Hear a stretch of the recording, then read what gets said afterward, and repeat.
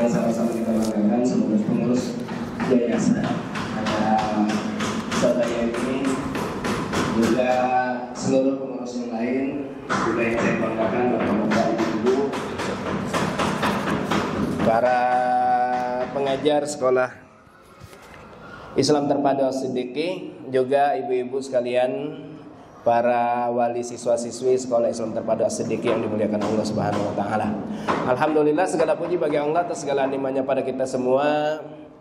Yang terkadang Bapak Ibu sekalian, nikmat itu akan terasa kurang nikmat karena memang itulah dunia. Dunia itu indah di angan, biasa saja kalau sudah kita dapatkan, dan akan melahirkan kebosanan ketika waktu berjalan. Oleh karena itu Bapak Ibu sekalian, mari kita jadikan keinginan kita yang terbesar adalah masuk surganya Allah Subhanahu wa taala. Jangan terlalu sibukkan dengan dunia, karena sibuk dengan dunia akan semakin capek. Kita akan senantiasa mengejar dan mengejar dunia. Bahkan seringkali kita justru diomongin sama orang gitu ya. Maka jangan pernah juga, yang kedua Bapak sekalian, jangan pernah mikirin omongan orang, karena nggak bakal selesai. Kalau Bapak Ibu sekalian baik, akan diomongin sama orang jahat. Kalau Anda jahat, akan diomongin sama orang baik. Jangankan kita yang masih hidup, orang yang sudah meninggal berabad-abad aja masih diomongin sama orang yang hidup. Oleh karena itu Bapak Ibu sekalian, ini tips agar kita senantiasa berbahagia di dalam dunia ini. Dan semoga Allah Subhanahu wa taala berikan kita kekuatan, kesehatan, dijauhkan dari bala dan musibah, diberikan keturunan yang soleh dan solehah, dijauhkan dari neraka dan dimasukkan ke dalam surganya kelak. Amin, Allahumma amin. Salat beriring salam semoga tetap tercurahkan pada junjungan kita Nabi besar Muhammad sallallahu alaihi wasallam, yang syafaatnya kita nanti-nantikan di hari kiamat nanti. Bapak Ibu sekalian, mengapa kita harus berlomba menuju surga? Karena Allah Subhanahu wa taala memerintahkan kita untuk berlomba. Karena Allah berfirman dalam Al-Qur'an, wa fi dzalika falyatanafasil mutanafisun. Untuk itulah, untuk masuk surga, hendaknya orang-orang yang ingin berlomba, berlombalah. Karena ketika seseorang berlomba Bapak Ibu sekalian, untuk dunia saja dia sanggup untuk berlomba, apalagi di surga. Dan pialanya, yang pertama kali Bapak Ibu sekalian, selain masuk surganya Allah Subhanahu wa taala, yang pertama adalah bahwa dia akan masuk surga tanpa hisab. Karena hadisnya menyebutkan akan masuk surga dari umatku 70.000 orang tanpa hisab. Kemudian ada seorang sahabat berdiri yang bernama Ukasyah, "Ya Rasul, doakan aku jadi bagian tersebut." Nabi mengatakan, "Anta minhum." Engkau termasuk golongan itu. Yang kedua, kemudian bangkit lagi seorang sahabat dan mengatakan, "Ya Rasul, doakan aku juga masuk ke bagian itu." Nabi mengatakan, "Sabaqaka Ukasyah." Ukasyah sudah mendahuluimu. Ini piala yang pertama. Yang kedua Bapak Ibu sekalian, piala dari perlombaan ini adalah dihisab dengan hisab yang mudah. Ya. Karena dalam satu hadis Nabi menyebutkan, ketika seorang hamba dihisab dengan mudah, itu bukan hisab, dia hanya disebutkan kesalahannya. Jadi kata Nabi SAW, ketika seorang hamba di hadapan Allah Subhanahu wa taala, kemudian Allah tutup tirai yang menutupi hamba tersebut, kemudian Allah menyebutkan kesalahan hamba itu. Bukankah kamu melakukan ini, bukankah kamu melakukan ini. Sampai kemudian sang hamba tertunduk dan sudah khawatir jangan-jangan dia tidak selamat dari nerakanya Allah. Kemudian Allah berfirman, "Wahai hambaku, hari ini di dunia aku tutup aibmu, dan hari ini aku maafkan kesalahanmu." Kemudian diberikan kitabnya melalui tangan kanannya. Ini hisab yang mudah. Adapun yang berikutnya Bapak Ibu sekalian, dia dihisab dengan hisab yang sulit, yang akhirnya dia terpaksa harus mampir dulu ke neraka untuk mempertanggungjawabkan apa yang telah dia lakukan. Ini hadiah dari perlombaan tersebut. Dan Bapak Ibu sekalian, selain dari hadiah yang saya sebutkan di awal, hadiah yang berikutnya adalah surganya Allah Subhanahu wa taala. Ini kita bisa temukan Bapak Ibu sekalian gambaran dari surganya. Ada banyak hadis. Kalau misalnya pengen dapat ininya, silakan cari buku judulnya Hadil Arwah ila Biladil Afrah. Judul Indonesianya Bertamasya ke Surga, karangan Imam Ibnu Qayyim Al-Jauziyah ya. Di situ disebutkan bagaimana surganya Allah Subhanahu wa taala. Hari ini saya kutipkan 4 hadis dan Quran terkait dengan gambaran surganya Allah Subhanahu wa taala. Allah Subhanahu wa taala berfirman dalam hadis qudsi, "Aku siapkan," kata Allah, "bagi hambaku yang saleh kenikmatan yang tidak pernah mereka lihat, tidak pernah terdengar sebelumnya oleh telinga, dan tidak pernah terlintas dalam benak manusia." Itulah surganya Allah Subhanahu wa taala. Yang berikutnya Bapak Ibu sekalian, kata Nabi SAW, orang yang pertama kali masuk surga adalah orang yang wajahnya bagaikan rembulan di malam purnama. Kemudian orang setelahnya bagaikan bintang di atas langit yang sangat terang cahayanya. Mereka tidak pernah buang hajat dan buang air kecil, tidak pernah buang ingus dan ludah. Sisir mereka terbuat dari emas, keringat yang keluar dari tubuhnya seperti minyak wangi.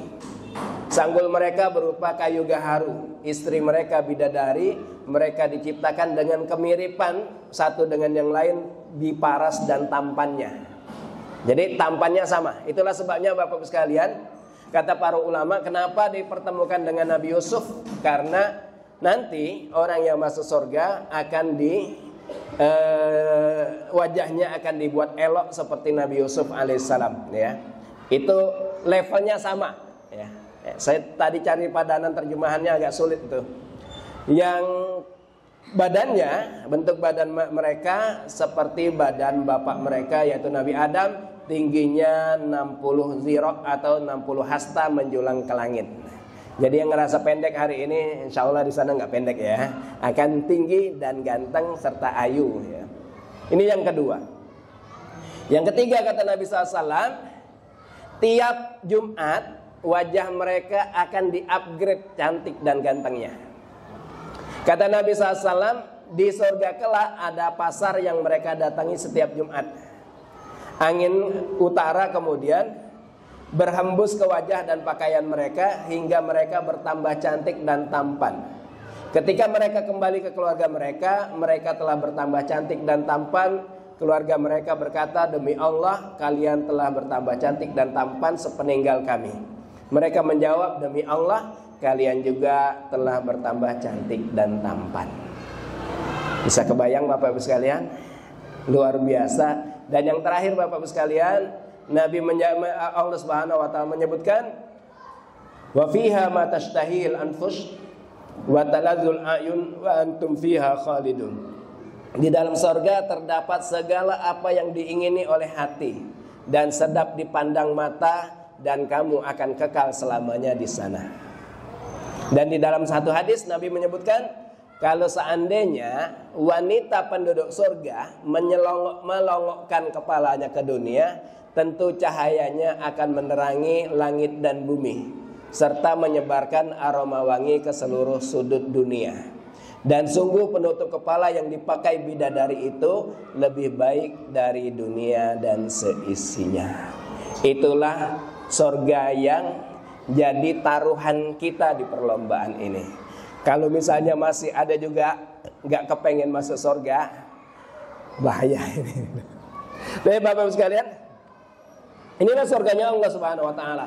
Banyak lagi hadis-hadis yang lain yang menyebutkan surga, bagaimana bentuk rumah di surga, ada seperti mutiara yang dilobangi, ada taman-taman yang luar biasa, ada sungainya dan lain sebagainya. Itu surganya. Jadi Bapak Ibu sekalian, siapa saja yang bisa ikut lomba dan berpotensi memenangkan lomba? Yang pertama dan utama Bapak Ibu sekalian, hati yang tidak terkekang dengan dunia. Ini syarat pertama. Kemarin sudah kita bahas tapi kita ulangi lagi Bapak Ibu sekalian. Jadi hati ini yang tidak terikat dengan penjara materi dan belenggu syahwatnya. Karena Bapak Ibu sekalian, Allah menyebutkan dalam hadis melalui lisan nabinya menyebutkan bahwa surga itu diselimuti dengan hal-hal yang dibenci oleh manusia. Sedekah, puasa, bangun malam, menahan amarah, ini kan hal-hal yang dibenci oleh nafsu. Sampai kemudian Malaikat Jibril ketika melihat surga dilikupi dengan hal tersebut, Malaikat Jibril berkata pada Allah, "Ya Allah, saya khawatir jangan-jangan tidak ada satupun orang yang bakal masuk surga." Kemudian Neraka dilingkupi oleh Allah Subhanahu wa taala dengan hal-hal yang disukai oleh nafsu, yang disukai oleh jiwa. Pelit gitu ya. Melampiaskan semua keinginan. Hingga kemudian ketika Allah lingkupi neraka dengan hal-hal seperti itu, malaikat Jibril disuruh ngelihat. Malaikat Jibril kemudian berkata pada Allah Subhanahu wa taala, "Ya Allah, aku khawatir jangan-jangan tidak ada satupun hambamu yang akan masuk ke dalam surgamu." Hingga Bapak-Ibu sekalian, Imam Ibnu Qayyim mengatakan sabar menghadapi syahwat itu lebih mudah daripada sabar menghadapi apa yang diakibatkan oleh syahwat. Kalau bahasa gampangnya Bapak-Ibu sekalian, syahwat itu, maksiat itu, nikmatnya hanya sebentar, tapi penyesalannya luar biasa. Penyesalannya bukan hanya di dunia. Di dunia banyak kita temukan orang yang mengumbar syahwatnya dipermalukan oleh masyarakat dan oleh Allah Subhanahu wa taala. Yang ini sabar menghadapi itu yang disebutkan oleh Imam Ibnu Qayyim. Begitu juga Bapak-Ibu sekalian, di akhirat nanti Allah Subhanahu wa taala akan meminta pertanggungjawaban dari semua hambanya yang melampiaskan syahwatnya. Ini yang kemudian kata Imam Ibnu Qayyim, sabar menghadapi syahwat itu lebih mudah daripada sabar menghadapi apa yang diakibatkan oleh syahwat tersebut. Yang kedua Bapak-Ibu sekalian, yaitu hati yang tidak bisa dibujuk dengan umpan. Karena ikan itu bisa ketangkep karena kebujuk umpan. Burung itu bisa ketangkep karena kebujuk sama umpan juga. Begitu juga Bapak-Ibu sekalian, manusia yang bisa masuk ke dalam neraka karena dia bisa dibujuk oleh umpan-umpan yang disebarkan oleh setan dan iblis. Oleh karena itu Bapak-Ibu sekalian, orang yang ikut lomba ini harus menyabarkan dirinya agar tidak terbujuk dengan umpan-umpan tersebut. Kenapa kita harus menguatkan hati kita? Karena agar hati kita selalu sadar. Kenapa hati kita harus kita buat selalu sadar Bapak-Ibu sekalian? Agar kita mewaspadai nikmatnya Allah Subhanahu wa taala. Karena banyak orang Bapak-Ibu sekalian tidak mewaspadai melimpahnya nikmat, hingga akhirnya justru itu menghantarkan dia kepada murkanya Allah Subhanahu wa taala. Yang kedua Bapak-Ibu sekalian, hati yang selalu sadar itu akan mengajarkan kepada kita teknik menghitung perbuatan jahat. Betapa berapa banyak kemaksiatan yang kita lakukan. Ini sebetulnya pengulangan saja seperti di pekan kemarin ya Bapak-Ibu sekalian. Kita agak percepat karena Allah Subhanahu wa taala berfirman dalam Al-Quran, siapakah yang lebih zalim dari orang yang sudah diberikan peringatan dengan ayat-ayat Tuhannya, lalu dia berpaling daripada nikmatnya dan melupakan apa yang telah dikerjakan oleh kedua tangannya. Kita bisa lihat Bapak-Ibu sekalian, orang terdahulu dosa 40 tahun masih ingat. Ya, Muhammad Ibn Sirin itu dosanya 40 tahun ingat. Imam Sufyan Ats-Tsauri itu dosa dia 1 bulan yang lalu ingat, yang menyebabkan dia tidak bisa melakukan sholat malam.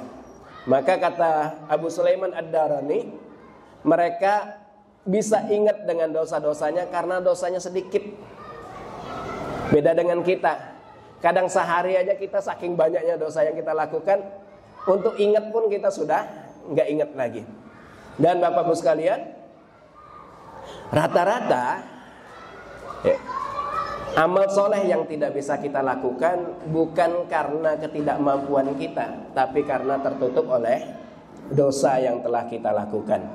Sebagaimana disampaikan oleh Abu Sulaiman Ad-Darani, ketika ada muridnya yang ngaku tidak bisa sholat subuh, nggak bisa sholat jamaah, beliau mengatakan itu karena dosa yang telah engkau perbuat, karena Allah tidak pernah menzalimi hambanya.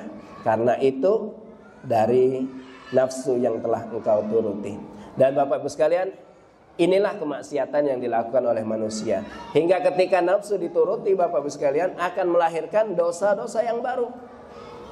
Maka kata seorang sahabat itu, di antara tanda dosa itu akan melahirkan dosa-dosa yang baru. Karena dosa itu akan memanggil kawannya yang lain, tolong kerjain aku. Hingga akhirnya dia melakukan banyak dosa. Dan ini Bapak Ibu sekalian, diantaranya ada seorang sipir selama 30 tahun menjaga penjara. Tiap kali ada yang masuk penjara ditanyain, kamu sholat isya berjamaah enggak? Semua menjawab tidak. Hingga akhirnya Bapak Ibu sekalian, nafsunya terikuti oleh dirinya. Dan ini juga sesuai dengan firman Allah Subhanahu wa taala. Allah berfirman, fa khalafa min ba'dihim khalfun adha'us shalah wattaba'us syahawat fasawfa yalqauna ghazya. Akan datang generasi setelah mereka, orang-orang yang meninggalkan sholat hingga akhirnya mereka memperturutkan hawa nafsunya. Jadi Bapak Ibu sekalian, firman Allah juga mengingatkan kepada kita di ayat yang lain bahwa sholat itu mencegah perbuatan keji dan mungkar.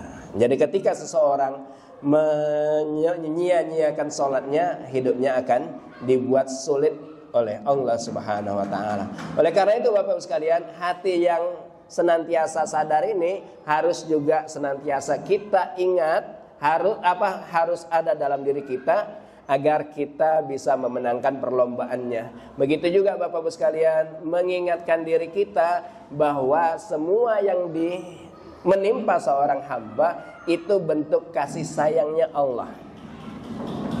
Maka dalam hadis ini Rasulullah SAW bersabda, kalau Allah menghendaki kebaikan seorang hamba, maka Allah akan segerakan hukumannya di dunia. Jadi kalau misalnya ada yang tiba-tiba sakit kepala, tiba-tiba pilek gitu ya, itu sebetulnya bentuk kasih sayang Allah ya. Karena Allah segerakan sanksi atasnya di dunia.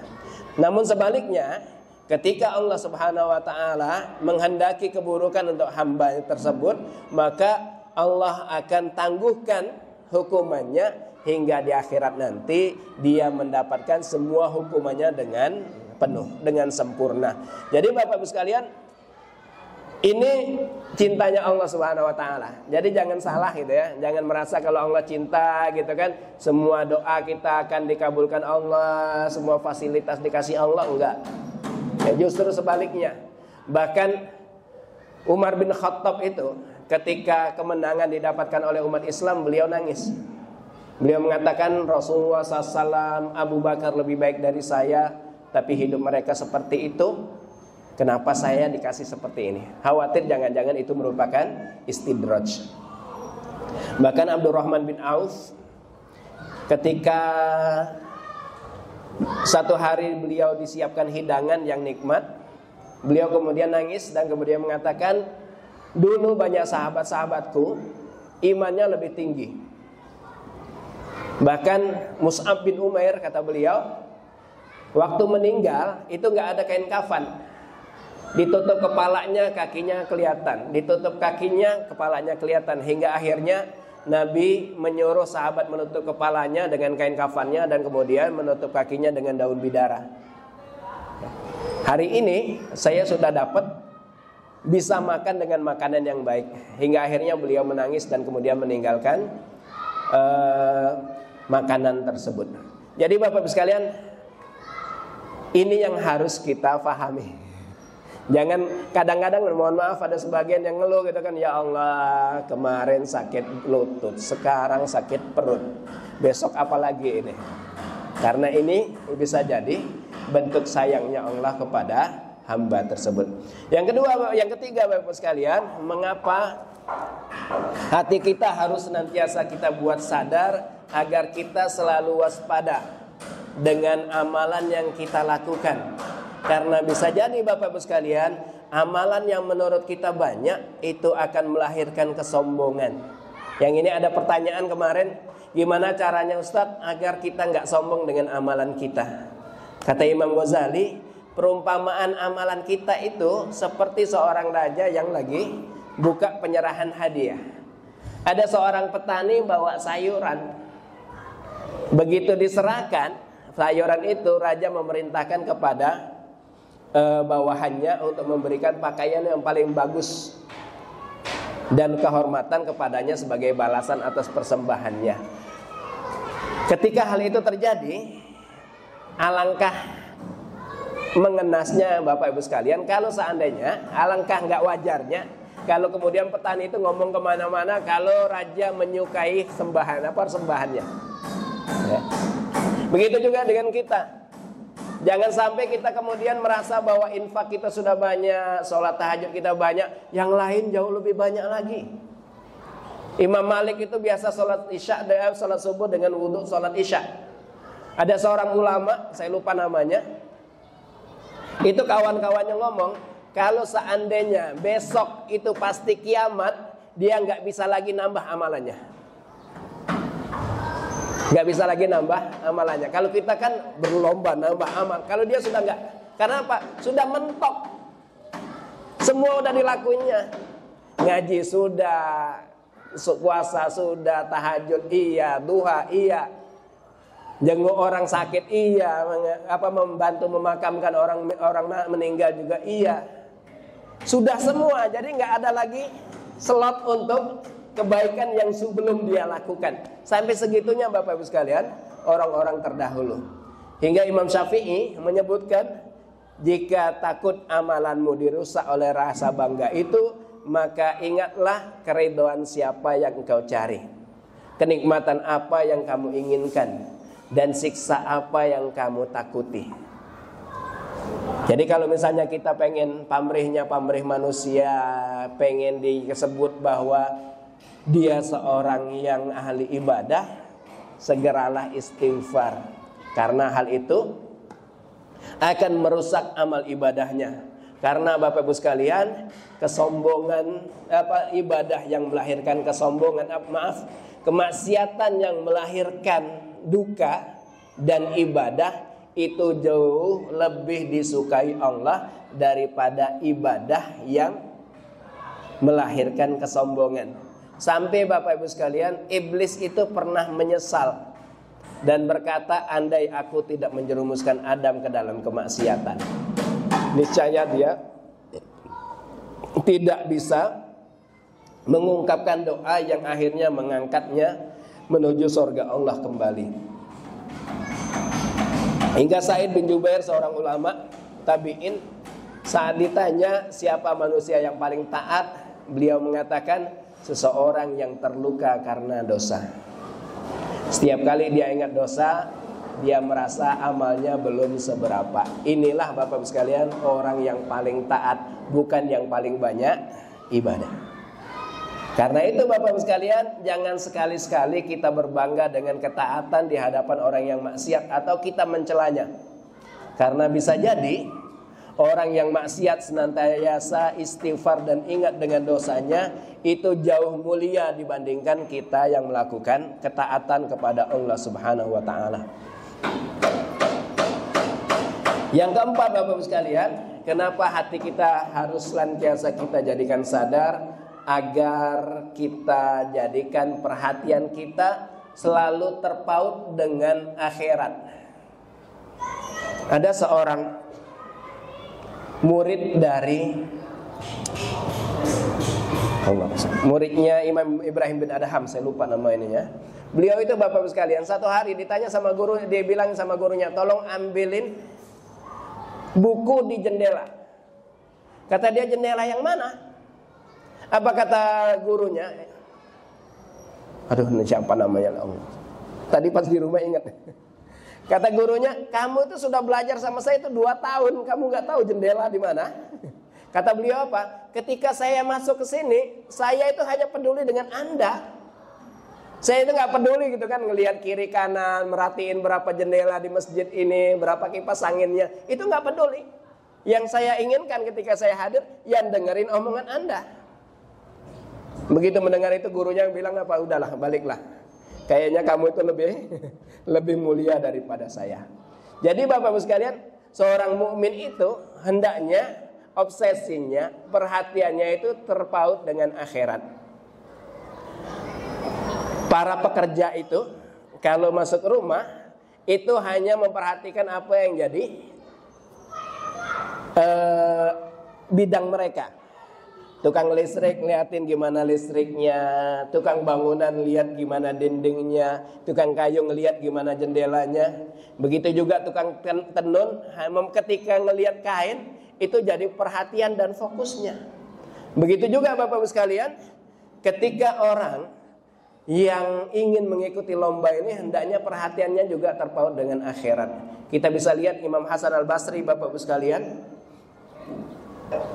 ketika minum air dingin langsung terbayang ucapan ahli akhirat yang disebutkan Allah, limpahkanlah kepada kami sedikit air atau makanan yang telah dikaruniakan Allah kepada mereka, kepada kalian, maaf.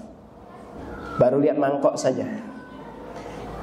Umar bin Khattab itu Bapak Ibu sekalian, ketika lewat pandai besi, lihat api yang membakar besi itu pingsan, sakitnya seminggu karena kebayang dirinya yang dibakar oleh api neraka. Begitu juga Abdullah bin Mubarak Bapak Ibu sekalian, satu hari jalan bareng kawan-kawannya, pakai obor jalan. Begitu di tengah jalan ada angin kencang yang niup hingga akhirnya obornya padam. Akhirnya mereka menyalakan kembali obor. Ketika obor mereka menyala, mereka dapati Abdullah bin Mubarak pipinya penuh dengan air mata karena dia teringat dengan kubur. Inilah Bapak sekalian perhatian mereka. Kalau mati lampu, yang pertama kali kita dalam benak kita Pak, mengupat orang PLN. Nggak kepikiran dengan hal-hal yang seperti ini. Yang kelima Bapak Ibu sekalian, kenapa hati kita harus kita lakukan itu? Agar menjadikan akhirat sebagai ukuran untung dan rugi. Sebagaimana Nabi SAW mengajarkan kepada kita ketika beliau nyembelih kambing. Dan Nabi itu, kesukaan beliau itu paha depan dari kambing, ya. Kambingnya kambing betina itu lebih enak dagingnya daripada kambing jantan, ya. Ketika pagi hari disembelih, sore harinya sama Ibunda Aisyah radhiyallahu anha hanya disisakan paha depannya saja. Ketika sore beliau pulang, ditanya apa yang masih tersisa, kata beliau, kata Ibunda Aisyah, hanya paha depan saja.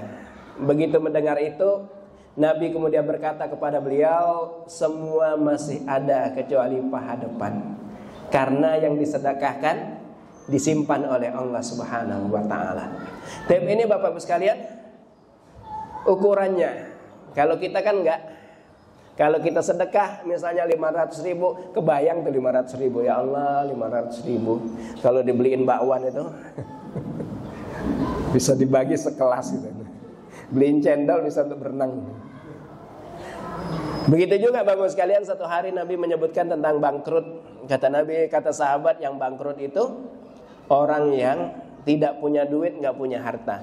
Nabi mengatakan umatku yang bangkrut adalah mereka yang datang di hari kiamat bawa pahala, tapi dia banyak melakukan kemaksiatan, fima makna, hingga akhirnya semua mereka menagih di hadapan Allah Subhanahu wa taala.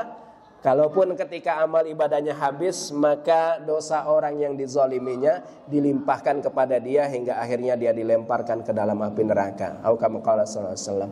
Jadi Bapak Ibu sekalian, ini yang ke berapa tadi? Kelima. Dan pesan para ulama, jangan sampai kita didahului oleh ayam. Ayam itu tahu bertasbih di malam hari. Ya, jangan sampai kemudian hidup kita itu kayak sapi, bangun pagi hari, makan, kerja, capek, istirahat, malam besoknya gitu juga gitu. Jangan sampai kita seperti ayam, didahului oleh ayam, maaf. Yang berikutnya Bapak Ibu sekalian, kenapa hati kita harus senantiasa kita sadarkan? Karena dengan sikap sadar, pahala ibadah kita akan berlipat ganda. Ibadah itu kalau tanpa kesadaran, ibadahnya jadi biasa. Itulah sebabnya kenapa kita nggak ngerasakan nikmat sholat. Karena kita kadang sholat tanpa kesadaran, tahu-tahu udah selesai aja gitu kan. Sholat berjamaah tahu-tahu udah walad dolin aja gitu kan. Ini Bapak sekalian, ibadahnya menjadi biasa. Sampai Imam Ibnu Qayyim mengatakan, Ibnul Jauzi mengatakan, aku pernah merenungi kondisi kebanyakan manusia, ternyata ibadahnya hanya rutinitas saja. Sementara orang-orang yang senantiasa sadar, mereka merasakan ibadah mereka adalah ibadah hakiki.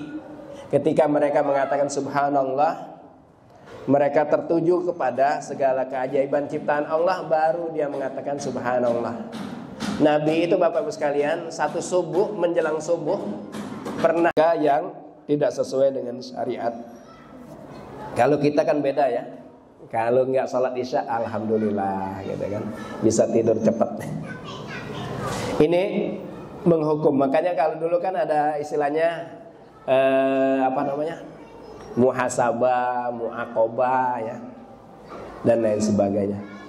Yang berikutnya Bapak Ibu sekalian, tadi hati yang senantiasa sadar. Yang ketiga, hati yang tidak kenal menguap, tidak mengenal istirahat.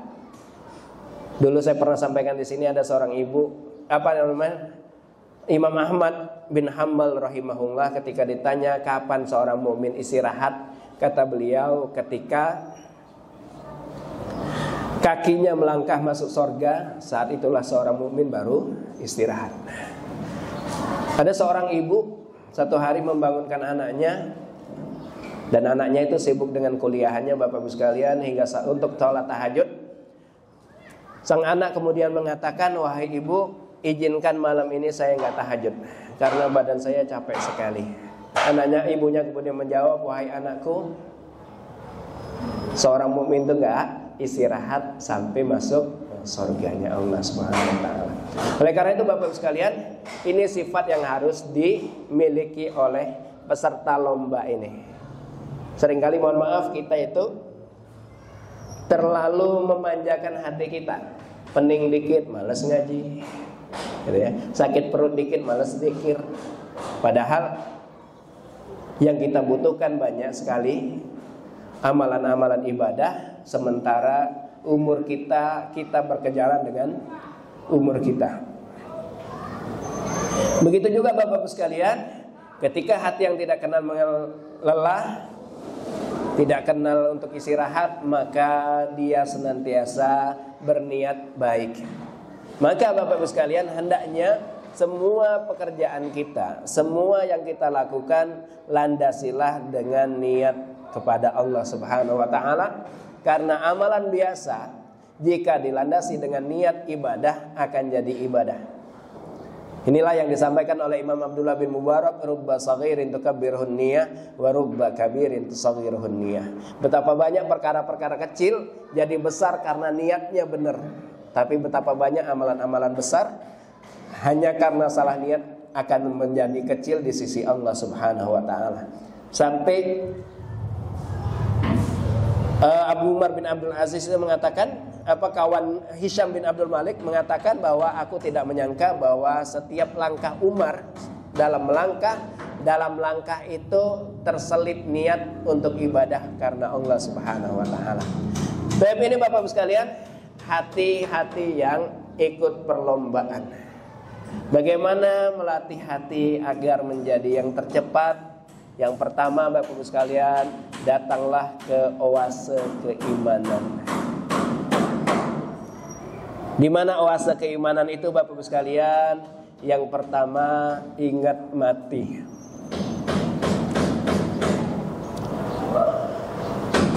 Dalam satu hadis, Imam Ibnu Umar berkata, aku bersama Rasulullah SAW, tiba-tiba ada seorang laki-laki dari golongan Ansor bertanya, wahai Nabi, siapakah yang paling pintar itu? Beliau menyebutkan bahwa orang yang paling pintar itu adalah yang paling banyak mengingat mati dan yang paling banyak mempersiapkan diri untuk mati. Itulah orang yang paling pintar.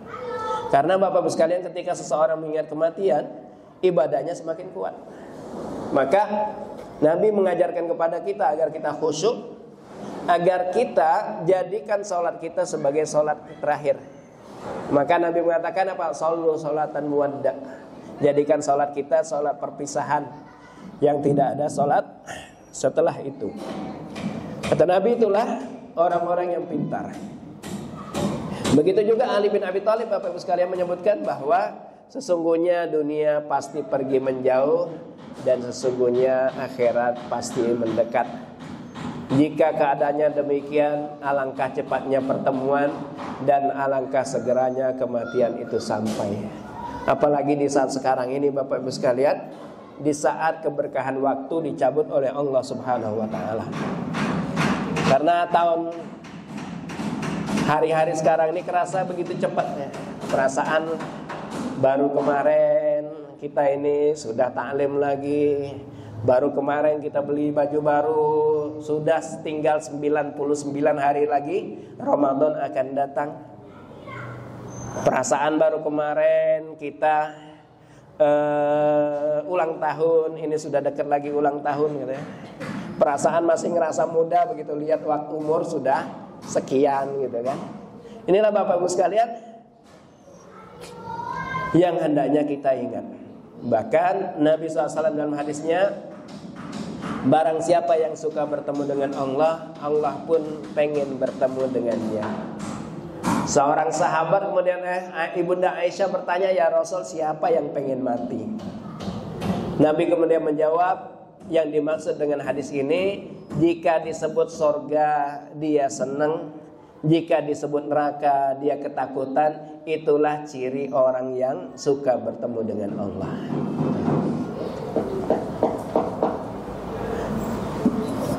Apa kiatnya Bapak sekalian agar kita selalu ingat mati? Yang kita lakukan adalah ziarah kubur dan ikut menguburkan mayat. Jadi kalau ziarah kubur itu Bapak Ibu sekalian, ya jangan dibayangin. Kadang-kadang sebagian orang itu kan ketika ziarah kubur, ingat pas lebaran aja kan, ziarah kubur, ngomongnya apa? Ibu, bapak, ini anak kamu, cucu kamu sudah dewasa. Rata-rata kan cerita kayak gitu kan.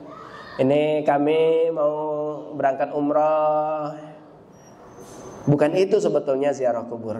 Karena Bapak Ibu sekalian, setiap hari Jumat kalau nggak salah, Kamis, kalau nggak Kamis Jumat saya lupa, itu setiap pekan sekali malaikat itu menyampaikan kepada orang yang meninggal tentang kisah keluarga mereka. Jadi tanpa diomongin pun mereka sudah tahu ya, bagaimana kehidupan orang-orang yang keluarga mereka yang masih hidup. Jadi yang kita lakukan Bapak Ibu sekalian saat ziarah kubur itu, bayangkan satu hari gantian kita yang terbaring di sana. Ya. Kira-kira ketika mayat kita diturunkan, kemudian ditutup dengan tanah, kira-kira adakah cahaya yang dari amal kita yang akan menerangi? Adakah amal kita yang akan menemani hingga hari kiamat nanti? Itu yang kita bayangkan Bapak Ibu sekalian. Bukan kita bayangkan gitu kan, nanti kalau saya meninggal anak saya gimana, pasangan saya gimana, harta saya gimana. Bukan itu. Gak usah khawatirin mereka. Anak Bapak Ibu sekalian bakal gede tanpa harus dilihatin sama orang tuanya. Pasangan Bapak Ibu sekalian mungkin cari yang baru dengan harta yang Bapak Ibu sekalian simpen ya. Gak usah khawatir. Berikutnya Bapak Ibu sekalian, wasa yang kedua adalah takut kepada Allah Subhanahu wa taala. Sejatinya kalau orang takut pada Allah, takut itu seakan menghindari hal-hal yang ditakutinya. Tapi berbeda dengan Allah Subhanahu wa taala, seorang hamba ketika takut pada Allah harus senantiasa mendekat dan mendekat padanya. Maka Allah berfirman, fafirru ilallah, berlarilah menuju Allah Subhanahu wa taala dengan cara segera bertaubat dan taat padanya. Ini kayaknya beradu dengan palu ini gitu. Kalau di sini para pemalu gitu kan, di sana para pemaku ya. Tip, apa saja Bapak Ibu sekalian yang bisa jadi sebab kita takut pada Allah? Yang pertama Bapak Ibu sekalian, khawatirilah su'ul khotimah. Karena Allah Subhanahu wa taala dalam Al-Qur'an menyebutkan afa aminu makrallah. Apakah mereka merasa aman dengan makar Allah Subhanahu wa taala? Nabi SAW bersabda, sesungguhnya ada hamba yang melakukan pekerjaan ahli neraka. Dalam riwayat yang lain, sampai tidak ada jarak antara dia dengan neraka kecuali 1 hasta. Tapi kemudian dia tercatat sebagai ahli surga hingga masuk surga. Ada juga seorang yang melakukan amalan ahli surga tapi ternyata dia ahli neraka, hingga akhirnya dia memasuki neraka tersebut. Hingga Nabi SAW banyak berdoa, Allahumma ya muqallibal qulub tsabbit qalbi ala dinik. Khawatiran inilah Bapak Ibu sekalian, ketakutan inilah yang bisa menyebabkan seorang hamba mendekat kepada Allah Subhanahu wa taala. Yang kedua Bapak Ibu sekalian, takut terhadap perbuatan maksiat yang telah dia lakukan. Karena Bapak Ibu sekalian, Allah mengampuni satu kemaksiatan atau bahkan banyak kemaksiatan seorang hamba, tapi Allah juga bisa menyiksa manusia karena itu. Iblis itu ibadahnya begitu banyak Bapak Ibu sekalian, saya pernah sampaikan kan?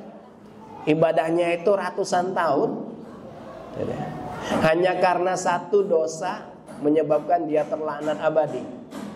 Begitu juga Nabi Adam alaihissalam, hanya karena makan sesuap buah terlarang, ia pun terlontar dari surganya Allah Subhanahu wa taala. Yang kedua Bapak sekalian. Yang ketiga Bapak sekalian, agar kita bisa memupuk rasa takut kita pada Allah adalah kita merasa takut tidak diterima amal ibadah kita.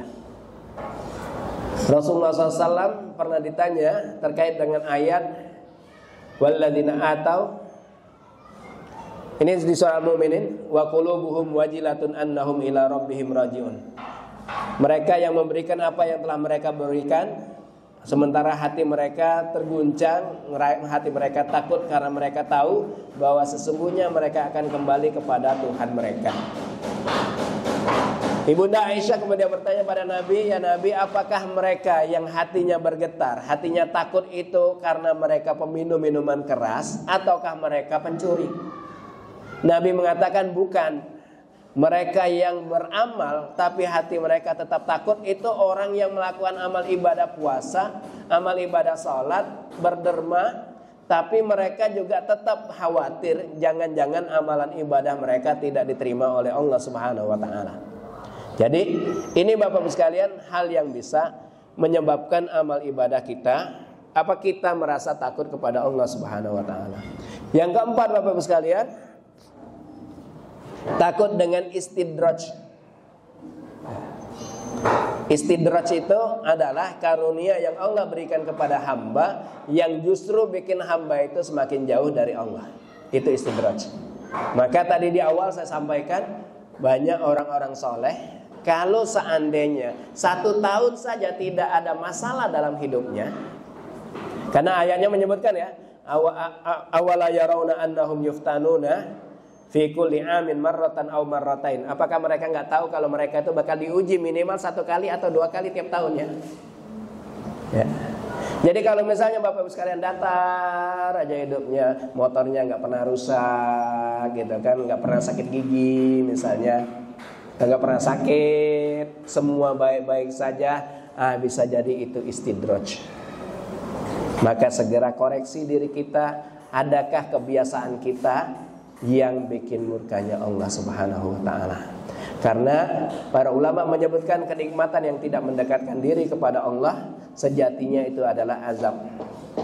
Karunia yang menjauhkan diri dari Allah sejatinya karena itu adalah bencana yang Allah turunkan pada orang tersebut. Hingga Bapak-Ibu sekalian, Rasulullah SAW menyebutkan penyesalan penghuni surga. Bisa kebayang Bapak-Ibu sekalian, udah masuk surga masih nyesel. Bisa kebayang penghuni neraka gimana nyeselnya? Apa penyesalannya Bapak-Ibu sekalian? Nabi menyebutkan bahwa ahli surga tidak pernah merasa rugi atas segala sesuatu kecuali atas waktu yang mereka lewatkan yang di dunia yang tidak mereka isi dengan zikir kepada Allah Subhanahu wa taala. Karena itu Bapak-Ibu sekalian, selagi kita masih punya waktu, selagi umur masih raga masih dikandung badan, jiwa masih dikandung badan, mari kita gunakan waktu dengan sebaiknya. Jangan sampai penyesalan ini kemudian juga ada pada diri kita. Wallahu a'lam bishawab. Saya nggak tahu nih pekan depan masih kita lanjutin apa enggak. Semoga Allah Subhanahu wa taala meridhoi kita, dan saya kembalikan mikrofon kepada MC kita. Silakan, Ustaz. Dari saudara-saudara yang memberikan materi pada hari ini, mungkin dari para jamaah ya, saudara. Dan tema hari ini yaitu berlomba menuju surga. Mungkin ada pertanyaan terkait tema hari ini, ya, boleh juga bertanya di luar tema, bisa WA ya, di nomor yang telah tertera di depan kita masing-masing. Boleh juga bertanya langsung ya. Terkait berlomba menuju surga, mungkin ada pertanyaan, mungkin persiapan ya, yang mau menuju surga mungkin kan, bisa juga ditanyakan. Karena siapa sih yang tidak mau masuk surga ya kan? Boleh ditanyakan. Baik, saudara sekalian, silakan. Mungkin ada pertanyaan 1, 2. Jadi tunda-tunda silakan.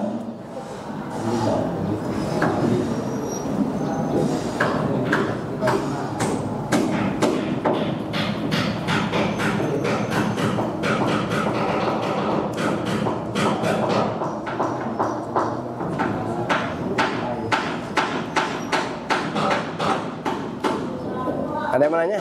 Ya, yang mau bertanya silakan. Di luar tema juga boleh ya, Bapak Ibu.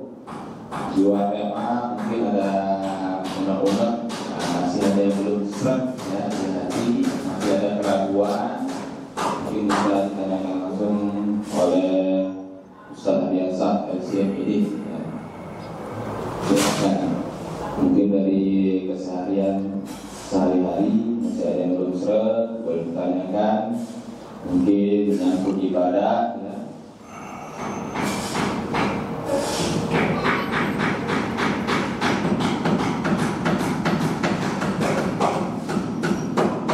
Ya.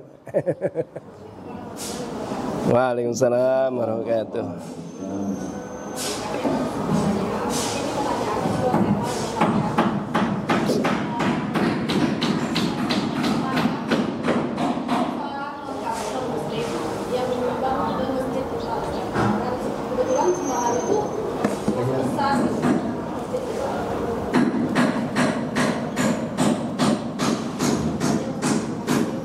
Ada lagi, Bu?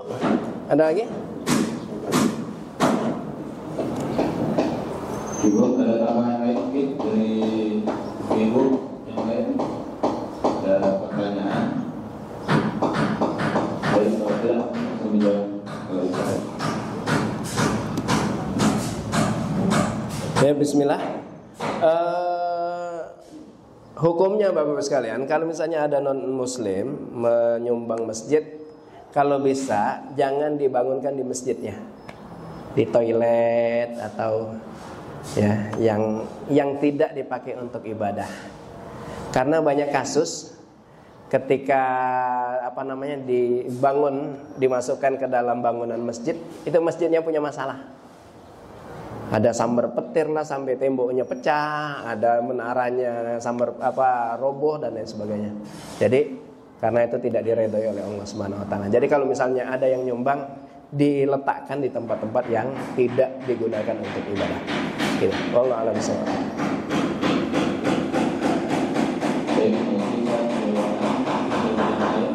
Pertanyaan, waktu masih ada kurang lebih kisaran 17 menit untuk sesi kita pada hari ini, yaitu tanya jawab.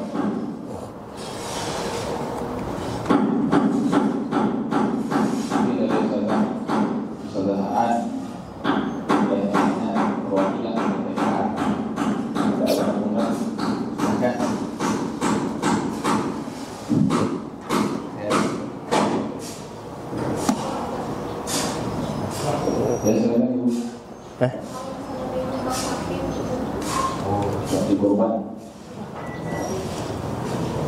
orang muslim tadi ya Bunda ya.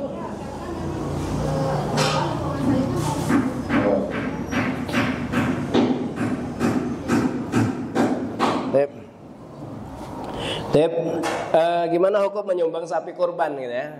Kalau misalnya non Islam itu nyumbang sapi kurban sah, ya nggak masalah. Cuman itu tidak jadi kurban untuk dia.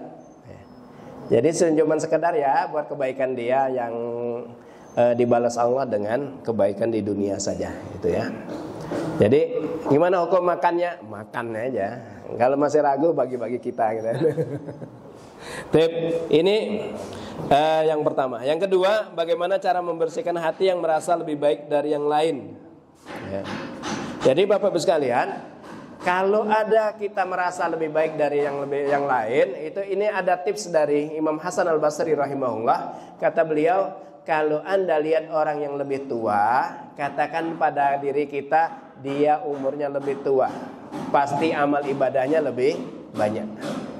Kalau kita lihat orang yang lebih muda, katakan pada diri kita, dia lebih baik dari saya, karena dosanya lebih sedikit. Kalau misalnya kita lihat ada seseorang yang kita remehkan, kita katakan pada diri kita, jangan-jangan ibadah yang saya tidak tahu itu lebih banyak daripada saya. Kalau misalnya kita lihat dia bermaksiat, maka katakan pada diri kita bahwa sungguhnya ketika dia taubat pada Allah, dosanya diampuni Allah, itu jauh lebih baik daripada saya yang merasa bangga dengan amal ibadah, gitu ya. Ini tips yang disampaikan oleh Imam Hasan Al-Basri. Daripada lagi pertanyaan, mukmin yang kuat lebih dicintai dari mukmin yang lemah. Tapi kok di materi ini tanda cinta Allah, Allah uji, gitu ya. Jadi bagaimana korelasinya Bapak Ibu sekalian? Mukmin yang kuat itu maksudnya adalah mukmin yang banyak ibadah, gitu ya. Jadi orang yang untuk jihad, untuk melakukan ibadah-ibadah, yang kuat kan lebih baik daripada yang lemah. Cuman kalau dari sisi sabarnya, mukmin yang sakit-sakitan itu lebih tinggi nilainya dibandingkan yang jarang sakit-sakitan kalau sabar. Jadi semakin dia sabar semakin tinggi. Bahkan dalam hadis saya pernah temukan bahwa di antara rahasia kenapa Allah memberikan musibah pada seorang hamba, karena Allah pengen hamba itu dapat surga yang tinggi. Hadisnya menyebutkan ketika seorang hamba menurut ilmunya Allah, dia itu harusnya berada di surga yang level sekian. Tapi Allah Maha tahu bahwa hamba ini nggak mungkin bisa meraih level itu dengan ibadahnya, dengan sedekahnya. Maka Allah berikan dia musibah, berikan dia penyakit, hingga akhirnya dia sabar dengan itu semua hingga dia mencapai level tersebut. Jadi di situ letak korelasinya ya. Jadi cuman tidak kemudian ya Bapak Ibu sekalian, ya mohon maaf, tidak kemudian kita ini kan berarti kalau sakit-sakitan tanda Allah ini. Enggak juga. Islam nyuruh kita jaga kesehatan, Allah juga Rasul nyuruh kita untuk berobat ya. Itu terkait dengan pertanyaan yang tadi. Jadi orang yang sakit itu bisa jadi emang dia dicintai oleh Allah, bisa jadi juga dia dimurkai oleh Allah. Tergantung di mananya, di sabarnya. Karena sabar itu kata kata Al-Quran, innama yuwaffas sabiruna ajrahum bighairi hisab. Sungguhnya orang sabar itu dapat pahala yang tidak berbatas. Ya. Itu yang pertanyaannya. Berikutnya, ada yang pernah mendengar tausiah jika setan banyak di masjid? Memang. Ya. Setan itu banyak di masjid. Hadisnya Nabi menyebutkan bahwa sesungguhnya setan kalau dengar azan dia akan lari sampai tidak mendengar azan. Selesai azan balik lagi ke masjid. Kemudian selesai ketika qomat lari lagi. Selesai qomat balik lagi. Hingga kemudian saat dia sholat, setan membisik-bisikkan di telinganya sampai orang tersebut ingat dengan dunia, hingga akhirnya dia lupa berapa rakaat dia telah sholat. Ya. Itu memang banyak setannya. Begitu juga gitu ketika Jumatan, itu banyak lagi setannya tuh. Ya. Bapak-bapak itu, ini rata-rata pengalaman bapak-bapak, begitu khotib naik nyampaikan khutbah baru 10 kata itu sudah pada tidur gitu kan. Saking banyak setan yang menggoda di masjid tersebut. Yang kedua, bagaimana menyikapi anak yang cenderung nyaman bersama orang yang lebih muda atau lebih tua? Apakah itu tidak normal? Sebetulnya kalau kata hadis itu al-arwahu junudun mujannadah. Wa ma ta'arafa minha ikhtalafa wa ma tanakara minha ikhtalafa. Sungguhnya roh manusia itu seperti pasukan yang berbaris. Kalau misalnya dia nyambung langsung nyetel. Kalau misalnya dia nggak seide, dia akan terpisah. Bisa jadi kenapa kok bisa langsung nyetel itu Bapak-Ibu sekalian, karena memang pribadinya menarik misalnya ya. Kalau diajak ngomong nyambung. Makanya ibu-ibu sekarang gitu ya, kalau pengen anaknya dekat dan bercerita, up to date ya. Jangan pakai dapat ilmunya itu saja gitu kan. Ditanya gitu kan, ada seorang ustadz gitu kan, Ustadz gimana cara hukumnya kita bermain di dunia maya? Kata ustadznya apa? Jangan bermain-main di dunia maya, karena itu termasuk hal-hal yang dibenci Al-Quran. Kenapa? Karena itu berhubungan dengan wanita. Nah ini kan nggak nyambung gitu kan. Jadi Bapak sekalian harus up to date ya, agar anak kita nyambung, dan itu satu hal yang normal. Makanya seringkali gitu ya, dari awal psikologis itu Bapak sekalian, kadang kan kita lihat orang saja kita tahu, oh ini kayaknya enak diajak ngobrol, oh ini kayaknya agak jutek orangnya, oh ini arah ini. Nah ini Bapak sekalian, sebetulnya yaitu tadi bagian dari hadis tadi. Jadi kalau misalnya ada yang nyaman ngobrolnya sama yang muda saja gitu kan, itu satu hal yang normal. Terus gimana caranya? Ya kita perlakukan diri kita seperti yang diinginkan sama mereka sebelum kita memasukkan nasihat untuk mereka. Yang ketiga, bagaimana cara mengatasi bully verbal hingga banyak kasus anak bunuh diri dan lain sebagainya. Sebetulnya Bapak-Ibu sekalian, selain kita minta pelakunya, jadi kan kita sampaikan gitu kan ke murid kita khususnya yang di sini gitu kan. Kita bilang al-muslimu man salimal muslimuna min lisanihi wa yadihi. Orang muslim itu baru dikatakan muslim sejati kalau orang sekitarnya selamat dari gangguan lisan dan tangannya. Berarti kalau misalnya ada yang suka ngejek, belum jadi muslim. Kalau belum jadi muslim berarti surganya jauh gitu ya. Ini kalau bahasanya ke anak SD. Kalau anak yang di atas lagi ya ngomongnya pakai cara yang lain gitu lah. Jadi ini terkait dengan untuk si pelaku. Gimana untuk orang yang diperlakukan Bapak-Ibu sekalian? Seringkali kan yang kayak gitu tuh kan termasuk generasi strawberry ya. Diomongin dikit nggak ini. Gimana caranya Bapak-Ibu sekalian kita sampaikan ke dia bahwa semua yang dikatakan itu tidak merupakan kenyataan. Contoh misalnya, kamu itu jelek. Misalnya, kamu itu bodoh. Kita sampein ke dia, kita pegang, kita bawa ke kantor kita ini. Ditanya, kamu itu benar gak kamu itu jelek? Iya bu, saya ini jelek gini. Kan enggak. Jelek itu kalau gini. Kamu itu kan diciptakan Allah dengan normal. Oh kamu itu dibilangin kamu itu bodoh. Kita bilangin, kamu itu gak bodoh. Kamu itu cuman belajarnya kurang ditingkatkan. Coba deh ditingkatkan. Atau diam-diam Bapak Ibu sekalian, ada seorang guru itu cukup cerdik ya. Di pelajaran matematika dia ngasih bocoran jawaban untuk muridnya yang dibully tadi. Jadi kalau ibu nanya sekian berapa tambah berapa, kamu cepat jawab ini bocorannya. Gitu kan. Di saat kawannya masih mikir dia sudah angkat tangan, gitu kan. Hingga akhirnya kawan-kawannya tidak lagi mencap dia bodoh dan dia juga lebih termotivasi. Oh ternyata gampang kayak gitu ya. Hingga akhirnya pembulian ini selesai kalau terkait dengan hal-hal tersebut. Jadi dan akhirnya Bapak-Ibu sekalian menimbulkan kepercayaan dirinya hingga akhirnya dia pun lebih sukses di dalam kehidupannya. Itu ada beberapa triks untuk anak yang dibully bahwa dia bodoh. Kalau dia jelek gitu ya, ya sekali-sekali dah Gurunya bawa sisir gitu ya, disisirin muridnya gitu ya. Yang kerahnya agak miring-miring itu diinin, bawa minyak goreng gitu kan, yang rambutnya acak-acakan tuh. Ya yang murah meriah lah Bu. Kalau pakai Gatsby udah kelihatan tuh 12.000 sebagai wadah kecil tuh kan, diiniin, disisirin, terus dikasih kaca. Tuh lihat, kamu tuh ganteng, cuman kamu nggak ngerawat diri saja, kamu sisiran kamu nggak sisiran. Itu Bapak Ibu sekalian tipsnya ya.